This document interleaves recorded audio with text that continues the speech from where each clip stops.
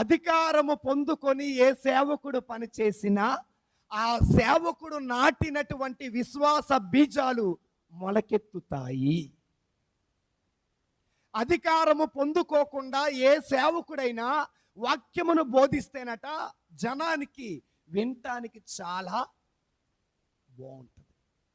చాలా బాగా చెప్పారు, ఆయన వాక్యము చెబుతుంటే మా ఒళ్ళు పులకరించింది అని చెప్తారు. ప్రశంసల కోసం వాక్యమును బోధిస్తే అది అంతటితోనే అంతరించిపోతుంది. కానీ ఆ పులకరింపుగానే మిగిలిపోతుంది. కానీ దేవుడు ఆ సేవకుడిని కానీ దేవుడు ఆ సంఘాన్ని కానీ ఏ విధంగా ఆశీర్వదించాడు, బలపరచాడు అని వాళ్ళు ఒక మెయిల్లో ఇలా పెట్టారు.